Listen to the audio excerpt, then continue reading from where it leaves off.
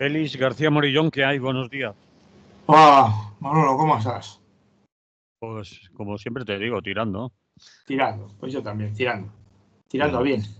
No, tirando, más o menos. ¿Qué te iba a decir? Me dices en la comunicación que hemos tenido previa a este programa que debemos hablar, que tenemos que hablar de las elecciones europeas.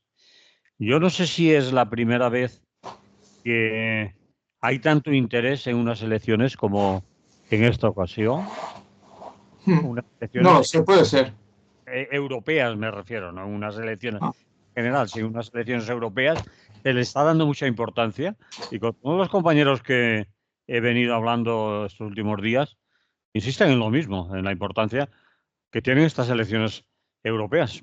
Pues vamos a ver desde tu punto de vista por qué y por qué debemos hablar de las elecciones europeas. Bueno, yo creo que en general en un sistema democrático el momento en que llegan las elecciones es importante.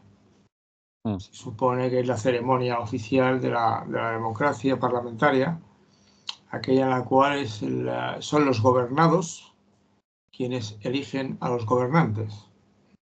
Sí, Entonces, ciertamente, si dejamos momentáneamente al margen la crítica anarquista tradicional, que ha sido constante y quizá una de las exposiciones más completas y mejor hechas es la de Ricardo Mella, La ley del número, ¿no? Que ujú, lo deja bastante claro. Es un folleto fácilmente está en las redes, ¿eh? Y es fácilmente consultable y lo que decía entonces más o menos se sigue sosteniendo ahora, ¿no? Entonces, en sí mismas las elecciones es un momento importante. Ya sea que te vengas absolutamente cáustico contra el sistema, diciendo que en definitiva no estamos más que eligiendo a los que nos van a robar, o los que van a ser cómplices de quienes nos roban todos los días, o a quienes nos van a mandar, vigilar, castigar, etcétera. Pero al final, la idea originaria del sistema democrático es que se llama al pueblo en general. El pueblo general, sabes tú que ha ido variando, ¿no? Al principio eran solo los hombres, ¿eh? Y solo los hombres, claro, está adultos de los 21 años para arriba, y en estos momentos estaríamos ya en un sufragio universal que incluye, por tanto, a hombres y mujeres, y en España parece que desde los 18 años, ¿no? Podría algún día a lo mejor plantearse la posibilidad de adelantarlo, pero vamos, ese ha sido el proceso, y la idea es eso, votamos para elegir a los que se supone que los elegimos con un programa y se supone que luego lo van a intentar aplicar y por lo tanto van a intentar seguir lo que han dicho que iban a hacer. Dicho esto, que es muy genérico, yo sí que creo que en el momento actual de las elecciones de la democracia europea son importantes, tienen importancia específica determinada por la situación en la que estamos, ¿eh? Hay una importancia específica europea en general, ¿eh?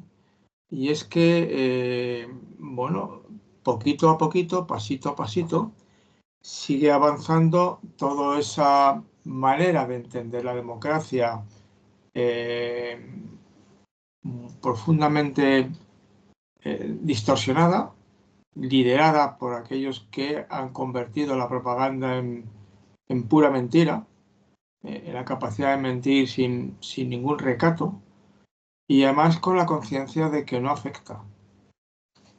Si quieres, el modelo potente que tenemos ahora en estos momentos es el caso de Trump, que sigue mintiendo como un bellaco. Le han ujú. condenado, la verdad es que condenan a un expresidente de Estados Unidos por delitos serios y bueno, casi hay un sentimiento colectivo de que por descontado se va a presentar porque el sistema americano permite, de Estados Unidos, vamos, permite esa peculiar situación que estando condenado, ¿eh? Puedas presentarse, puedas ganar y puedas llegar.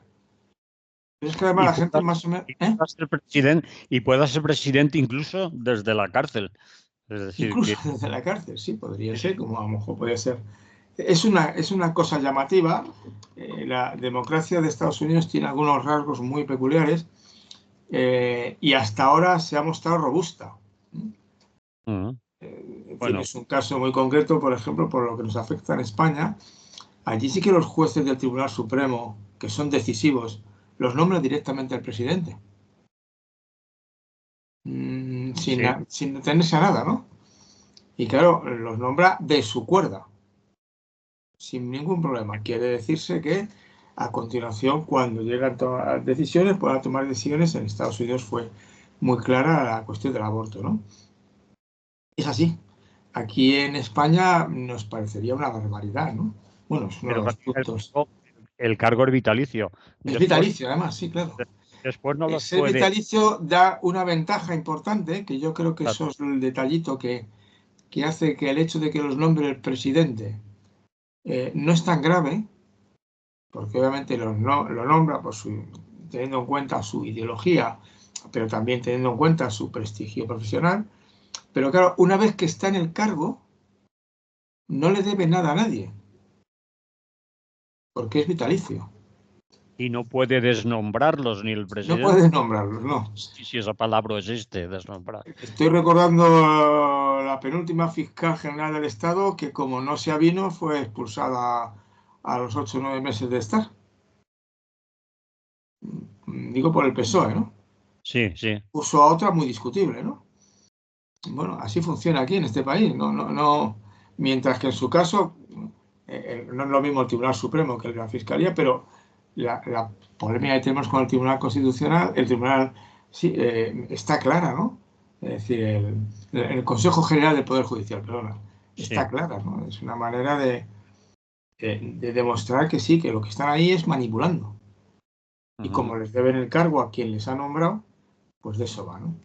Pero vamos, dejando esto aparte, quiero decirte que lo que sí queda claro es que una persona puede mentir descaradamente, decir barbaridad tras barbaridad, ser no ya un presunto delincuente, sino un convicto delincuente y poder salir elegido.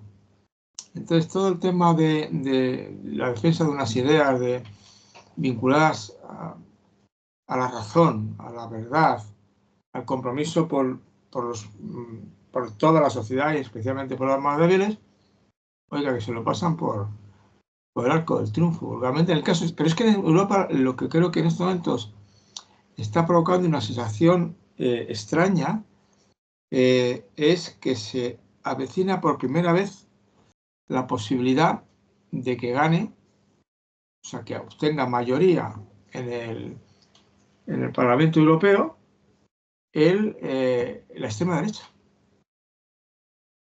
Y una extrema derecha que es tipo Trump.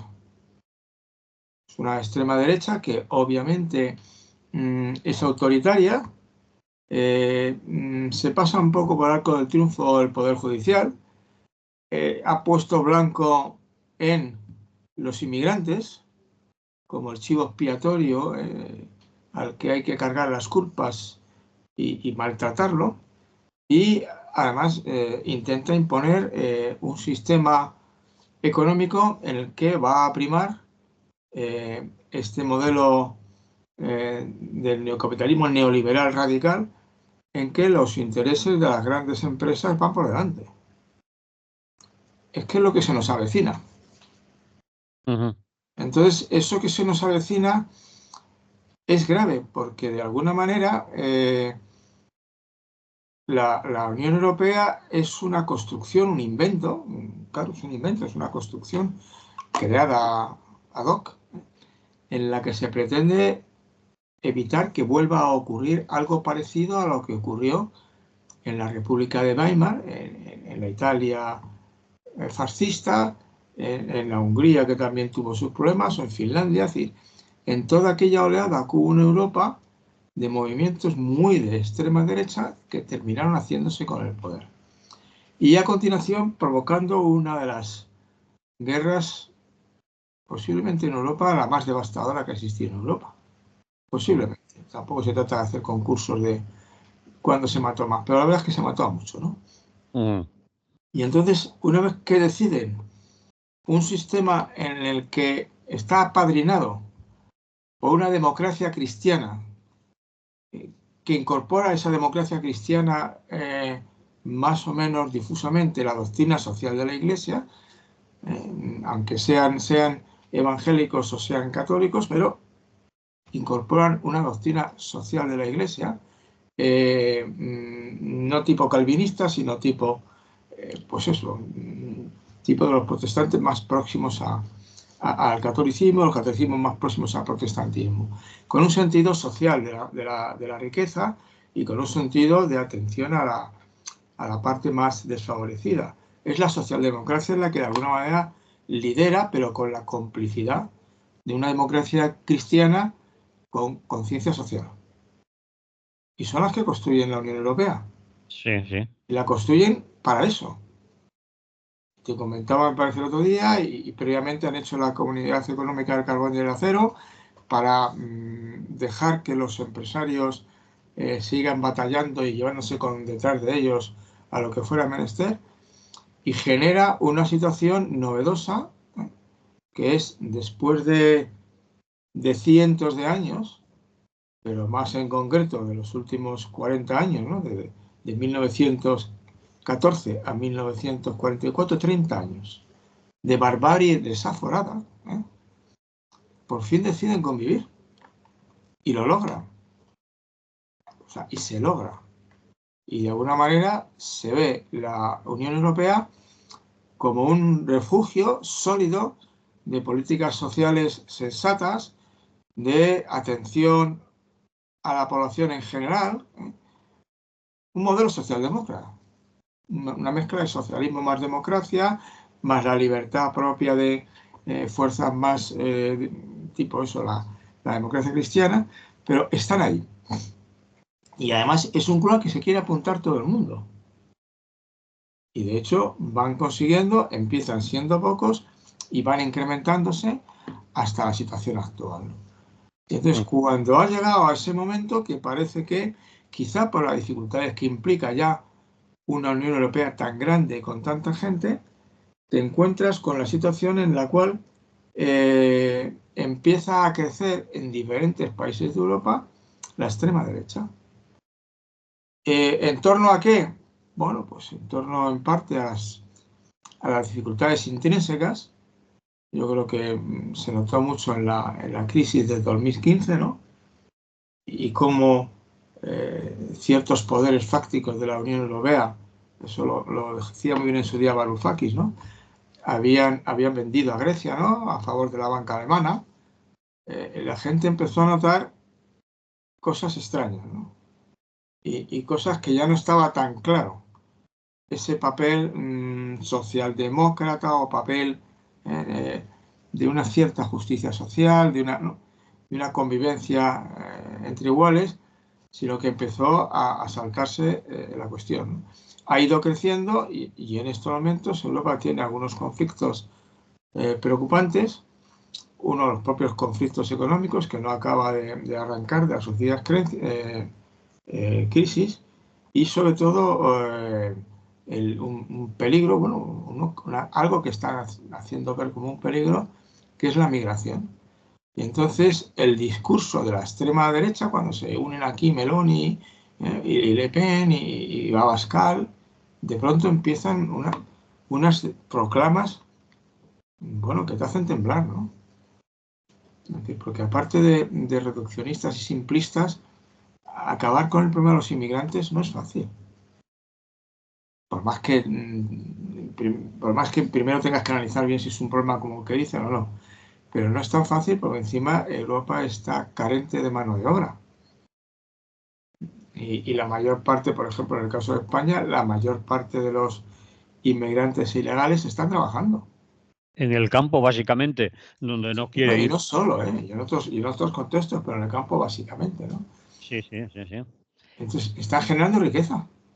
Sí, se contradice un poco eso con el hecho de que de vez en cuando aparecen informaciones de la propia patronal, la COE, diciéndonos que para el año tal se necesitarán tantos cientos de miles de emigrantes en nuestro país. Claro, pero la Unión Europea, de alguna manera, los empresarios saben de qué va.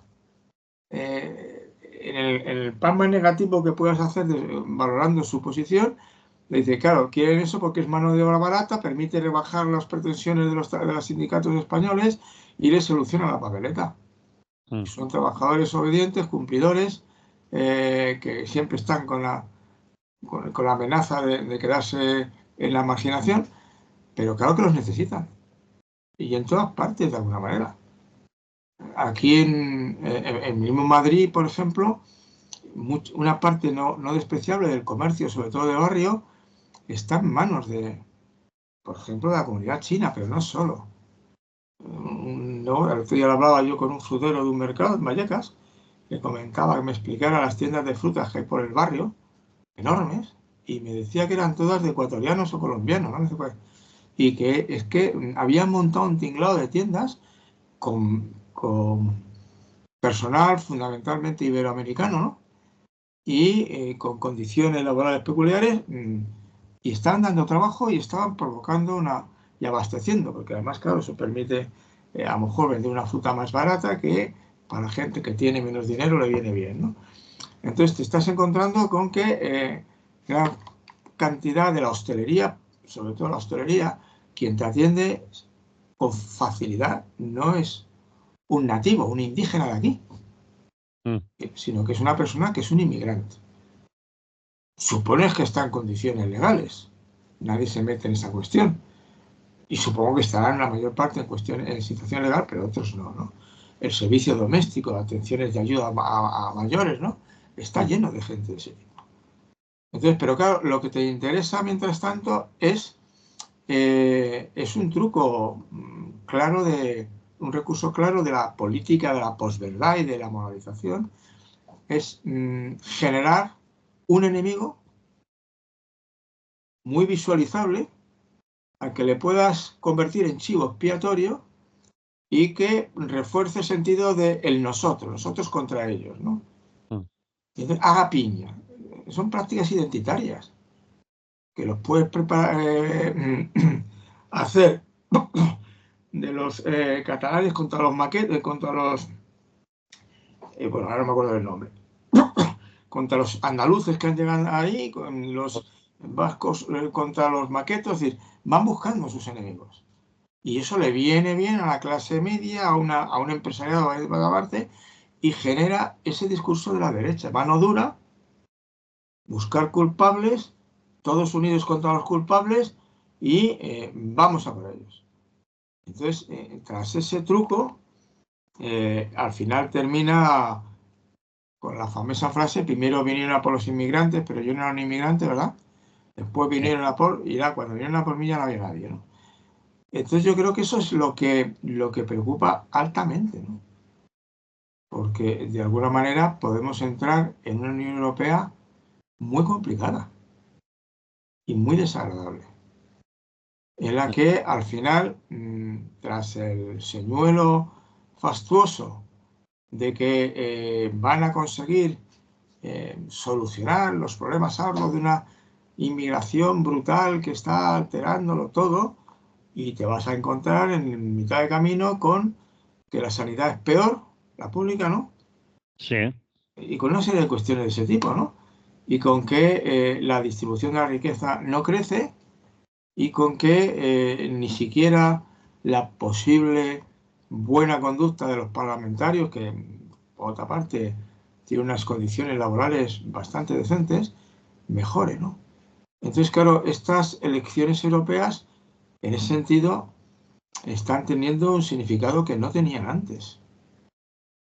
Porque antes prácticamente era, bueno, a ver quién le toca mandar ahora, pero que todos mandaban de alguna forma siguiendo unas ciertas reglas del juego. Y ahora no, ¿eh? Ahora si ganan unos, yo sospecho que las reglas del juego no van a ser las mismas. Y eso te quiero decir a nivel internacional, ¿no? A nivel europeo, vamos. Pero claro, a nivel de España, es que ya te quedas un poco más alucinado. Porque claro, cuando ves a nivel de España, dice, elecciones europeas, y el señor Feijóo comienza hablando prácticamente con que en cuanto se celebren las las elecciones, va a hacer una moción de censura. Sí. Te quedas mirando y dices, ¿de qué habla usted? Si le cambian la agenda, ahora habla de corrupción en la Moncloa, de la Claro, mujer del ¿de qué presidente. está hablando? Sí, es Y decir, de la mujer del presidente, vuelven a que no es un presidente legítimo, vuelven, a ver, oiga, que son las elecciones europeas. Y que además, si tú te fijas, como yo fui a recoger los papeles porque me apunté a la posibilidad de votar porque estaba fuera de Madrid, y me mandaron las etiquetas con adelantamiento de quiénes se presentan. Bueno, es un tocho, ¿eh? sí que hay muchas candidaturas, muchas. Muchísimas. Porque se presentan, uno de los que se presenta es uno que se está haciendo famoso, de tal, creo que es un tal Iván, me parece recordar. Alvise Pérez. Alvisa, sí. Sí, un hombre de estos, o un chaval o un señor Sí, pero que. que ha conseguido convertirse con un mensaje muy claro. Los políticos son corruptos. Pero además a través de las redes sociales, a través de Sí, sí, a Internet. través de las redes sociales. ¿Cómo se llaman esta gente? No me sale ahora el nombre. De los Los que hablan. influencers. ¿Cómo? O influyentes sería. ¿Por qué decir influencers? Influencers, Influyentes. sí, bueno, vale, Y el TikTok y los influyentes. vale. Entonces, de pronto te encuentras, bueno, ese es el más curioso, ¿no? Sí. Pero luego te encuentras otros cuantos, ¿no?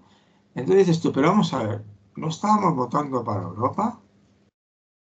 ¿No estamos viendo a ver qué se va a hacer en Europa? No han hablado de Europa todavía, ¿eh? No, a lo mejor es que no saben mucho No, de lo que. pero Yo a veces dudo de la capacidad intelectual de algunos candidatos. En este caso estamos hablando del señor Feijóo y estaba pensando, de verdad, ¿es así? ¿Se lo hace o es que no da para más? Bueno, es una. bueno, cuando uno reincide en una serie de cuestiones, llega a pensar en que no da para más.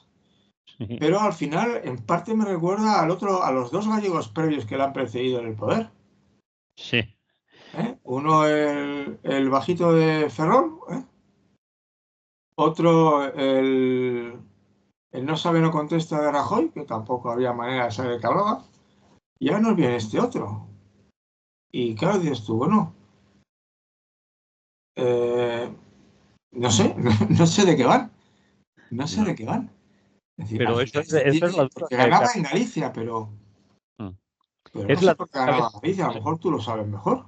La duda que a veces se presenta, Félix, quería decir, me repito, pero insisto, se lo hacen porque creen que hablan para una gente que si alzan o ellos suben el nivel de su discurso no les van a entender y no los van a seguir, es decir, se hacen un poco los eh, bajos o de discurso o su discurso lo bajan de nivel porque creen que hablan para una gente que no tiene más nivel, es decir, sus votantes van por ahí, o es que no saben más, no son capaces de ir a más.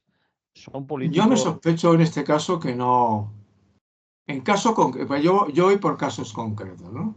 A ver, Porque la inefable, la mía, Ayuso, sí, estaba pensando eso en me ello. parece que sabe lo que hace. ¿Te Y que aunque parece que tenga sabe? detrás a un poderoso, Mm, yo no sé quién es más potente, si ella o el poderoso. ¿Eh? O sea, porque ella es fina, es intuitiva cuando habla, dice burradas una detrás de otra, pero dice las burradas relativamente adecuadas. bien medidas, ¿no? Ujú. Y luego gobierna como gobierna. La sanidad pública en Madrid está siendo desmantelada.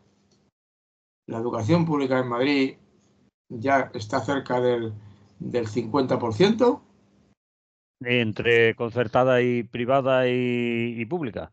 No, el 50% de pública y el 50% un poco más de privada y concertada. Ujú. O sea, la pública ya es casi menos que la pública, que la privada. Ahora, sí, casi menos. O sea que gobierna con claridad, ¿eh? Y el tema de la vivienda ahí sigue estancado. Entonces, no lo sé. Es decir, yo creo, eh, yo creo que no, que están gobernando. Feijóo puede ser un poco que decía, un poco como Rajoy, hábil, dicen esto gallego, que no sabe, no contesta, dice que no sabe si sube, si baja, pero al final alrededor tiene unos cuantos que dicen lo que hay que hacer, ¿no? Puede ser. Pero sí, al final puedes pensar, bueno, ¿me cree tonto? ¿Está despreciando mi inteligencia? Sí. ¿Cómo puede alguien decir en público que si gana las elecciones europeas presenta una moción de censura en Madrid? Presenta en España, ¿te refieres? Claro, en Madrid, en las Cortes de Madrid, claro.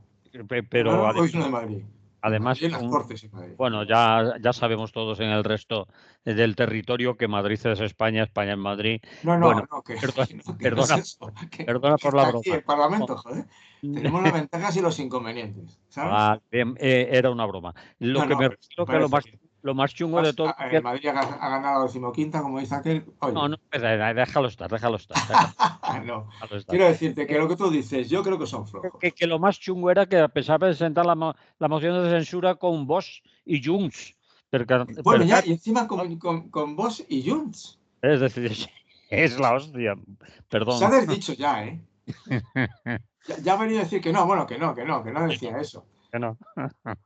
Pero claro, es que además, pero claro, es que una persona que ha montado todo su discurso, recuérdalo, en la afirmación de que él ganó las elecciones y por lo tanto Pedro Sánchez es presidente ilegítimo, Sí, y lo sigue diciendo. sí, sí, sí. Y la RQ, gente eso sí lo sigue creyendo. sí. Por lo cual también me hace pensar que la gente está un poco tonta. Te lo iba a decir Ahora, yo, pero hay muchos millones que se lo creen. Es decir, aquí quién es el tonto. Por eso te decía antes, si es que adaptan el discurso al nivel que ellos consideran tienen sus votantes, o son así, o es bueno, que yo me imagino y las campañas van de eso. Yo sí que creo que puede haber una situación eh, clara, ¿no? De que lo que se está haciendo de alguna manera es impidiendo el crecimiento de una población con conciencia política y con capacidad de entender. Mm, O sea, estamos fomentando la ignorancia del electorado. mm, Entonces, en vez de tener programas de radio, televisión, lo que sea, que ayuden a formarse, ¿eh? Lo que tienes es programas que repiten simplificaciones atroces, ¿no? mm, En vez de educar a la gente para que crezca en su capacidad de conciencia crítica, ¿eh? Yo creo que están fomentando una especie de estupidez colectiva.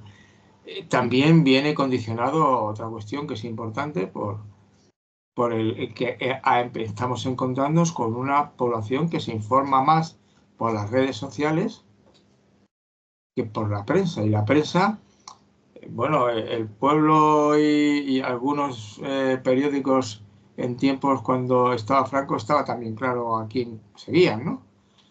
Pero había un periodismo un poco más riguroso. sí. Entonces podías encontrarte con análisis correctos. Y aquí todavía lo hay, ¿no? Tú puedes coger prensa y encontrarte artículos sensatos, ¿no? Y además en prensa de diferentes orientaciones.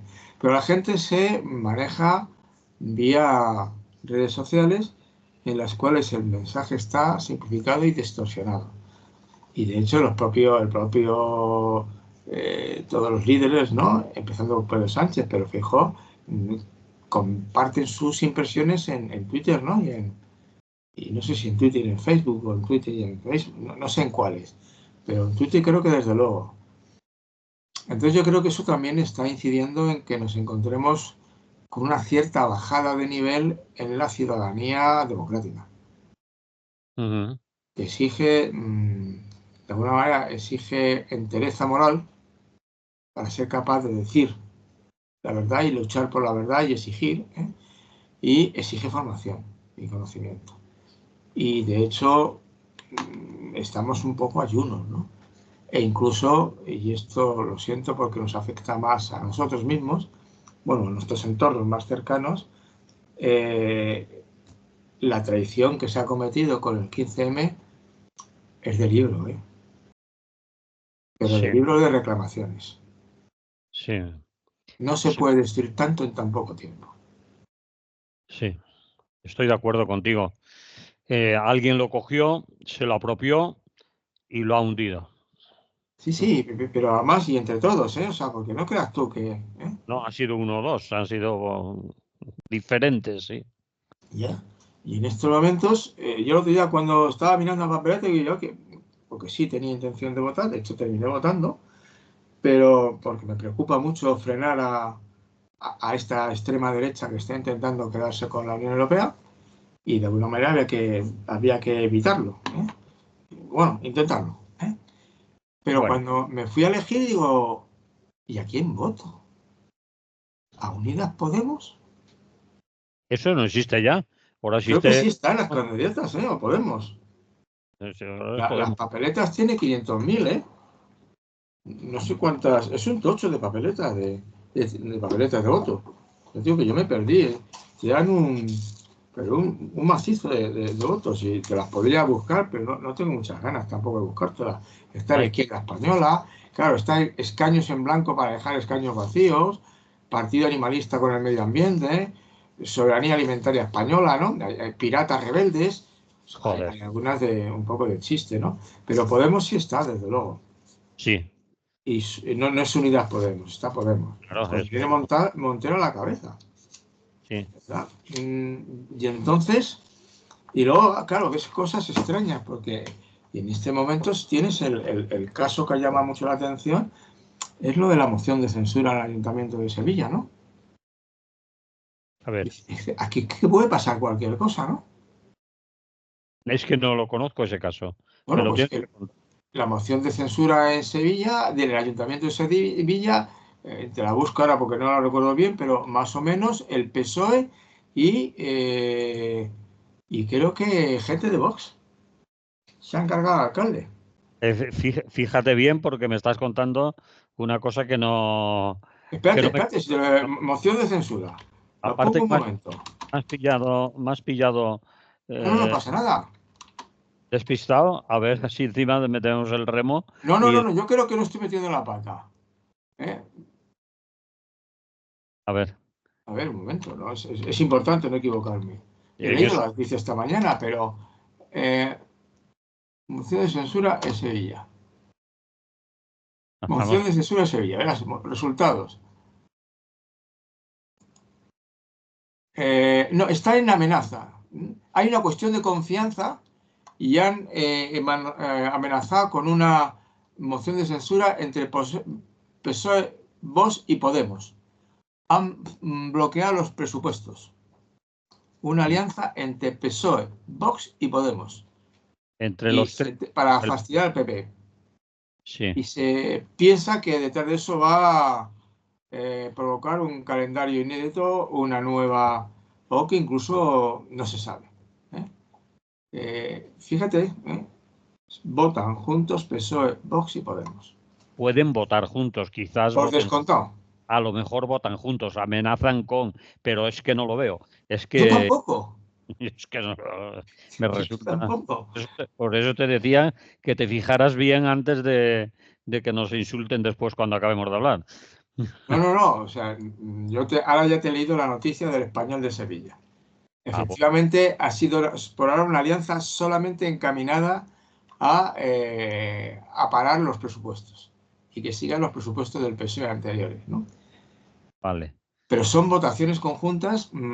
Bueno, el CJ también ha dicho que luego se ha retractado, parece ser, pero que iba a pedir ayuda a Junts y a quién, Ya. por descontado a los vascos, a Junts y a no sé quién más. Están Sí, locos. bueno, eso ya no es política, es politiquería. Ya, pero Sí, no, eso es el problema. a veces Estaba son diciendo antes chorradas, que al pero final política. uno Sí, de los sí. problemas muy serios es que no se están tomando, no están buscando una ciudadanía formada para que sea capaz de intervenir en las votaciones y en las discusiones y al final el nivel que tú has mencionado de los políticos enzarzados en la campaña de la medio verdad, de los bulos, las patrañas, los insultos, en toda esta barahunda que es justo lo contrario de lo que puede suponer la deliberación democrática, justo lo contrario, en lo que importan los argumentos, no las personas, lo que importa es que esté sólidamente fundamentado y lo que importa es que beneficie al pueblo, a la mayoría. Esos son los criterios de un buen debate parlamentario. Eso no es lo que se ve en los debates parlamentarios ahora. Sino lo que importa es el que dice la burrada más gorda. Que además y además lo dice al principio para captar la atención y que eso sea lo que reproducen los medios de comunicación. Ajá. ¿No? Sí. Entonces, a eso es a lo que vamos. Y entonces, bueno, es el problema, por eso hay tanto interés en estos momentos, que era el comienzo de nuestra conversación, creo yo, por las elecciones. Y creo que es un tema importante. Como luego todos los que nos escuchan, que haga lo que les sale de las narices, como si quiere no votar. Sí. O votar a Sandokan. Bueno, tiene cosas tan raras que hay algunos votos que son como de Sandokan. Sí. Pero bueno, Bueno. sin meterme con los que se han presentado, que han hecho un esfuerzo para presentarse, habrán hecho algo, ¿no? Que han hecho algo. Bien, ¿quieres que pausemos aquí, pongamos un Sí, poco me de parece música? bien, me parece bien. Porque llevamos mucho tiempo hablando, te van a quedar pocos minutitos, ¿eh? Sí, bueno, el otro era más informal para que se informe la gente. Vale, pues ponemos música aquí. Bien.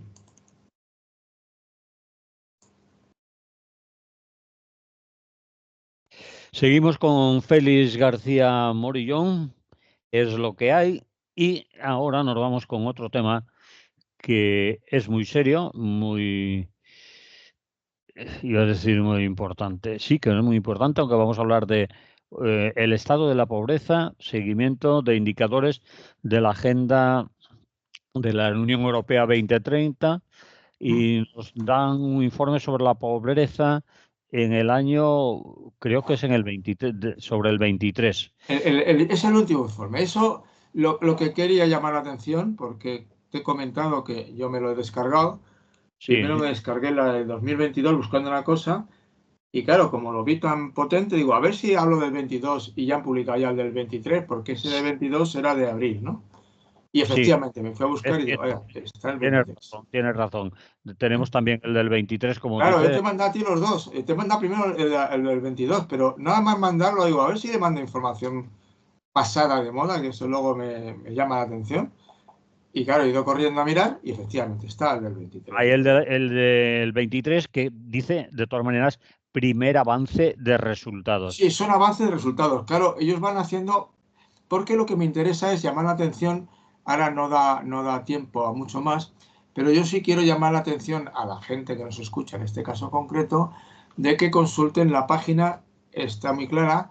Espera un momento que lo puedo buscar, si voy a la primera página, la eapn.es, Tal que como es, suena. ahora Tal mismo como no sé, es una organización civil, de la sociedad civil, Sí. que lo que hace de la red europea que lucha contra la pobreza, Mm. es Europea Anti-Poverty Network. A Es ver, la plataforma europea de entidades sociales que trabajan juntas y luchan contra la pobreza y la exclusión social. vale. ¿Me Lo oyes ahora? comparto porque me parece que son de las cosas que a mí me levantan el ánimo. Vale.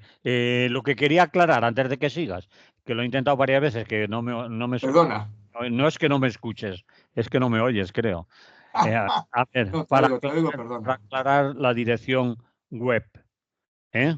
EAPN.es. .es. Así de sencillo. No hay Sí, que complicar. EAPN.es. Vale. Y Pues te he dicho, es que te he dicho el European Anti-Poverty Network, que son vale. las siglas. Las siglas, es el Red acrónimo. Europea contra la Pobreza. Vale. Entonces, a mí me interesa primero porque es una de mis obsesiones actuales, ¿no? La exigencia de potenciar la sociedad civil, que es además es un principio anarquista fundamental. Si no conseguimos gente que desde abajo luche y vamos delegando en las minorías de listos de turno, que encima luego no lo son, como comentábamos antes, vamos de cráneo. Entonces, a mí sí me interesaba en este caso el informe. Me ha interesado por el rigor, primero, porque, claro, yo aquí no hago más que una síntesis muy rápida, porque de algún modo el informe provisional son 28 el del 2022 y 23, 22 y de 37 el del 2024. Son 37 páginas. Con 50 gráficos o 30 gráficos. Con estos de diagrama y de otro tipo, ¿no? Entonces, es una información potente que, bueno, no se puede transmitir en el periodo que me deja en estos momentos el tiempo del que dispongo aquí, ¿no? Y además, es tampoco el lugar para hacerlo. Pero a mí sí me ha interesado, una cosa que me ha interesado profundamente de este asunto, es porque lo primero que hace, la primera conclusión importante es que los objetivos del famoso del 2030 estamos lejos de conseguirlos. Entonces, la pobreza no se va a erradicar. Todavía no, desde luego.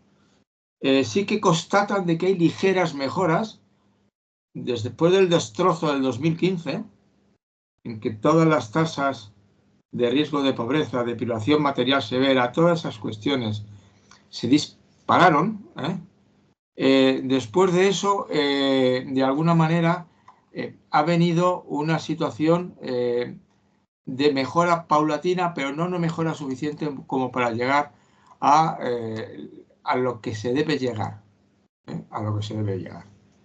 Entonces, sí que intentan, insisto, intentan por todos los medios de que quede claro de qué va los umbrales de pobreza, estas historias, y de denunciarlo constantemente, denunciarlo, obviamente intentando destacar qué es aquello que no funciona. Entonces, ellos hablan de entrada del riesgo de pobreza. Por ejemplo, ¿qué población está en riesgo de pobreza?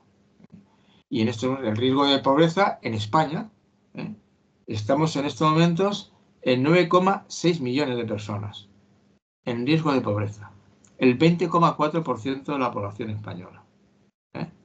Que eso es un dato malo, bastante malo en principio, ¿de acuerdo? Pero bastante malo. Y es imprescindible mejorar, no parece que esté dispuesto a mejorar, ¿no? Pero es lo que hay. La pobreza severa, por otra parte, que es otra de las cosas importantes que ellos marcan, no solamente la pobreza severa, que viven personas que viven en hogares, toma nota, que no pueden afrontar 4 o más conceptos de lo que se indica en el índice de bienestar, ¿no? No los pueden afrontar y 4 de los situaciones que son negativas, ¿no? Entonces, las situaciones que te invitan a la pobreza y que marcan que estás llegando a la pobreza, estaba buscándolas ahora para enumerártelas porque es bastante sugerente. Y voy a ver si las encuentro, pues son tantas páginas que tengo que recuperarlas. Las había puesto, pero parece ser que vamos a ver si la vuelvo a recuperar.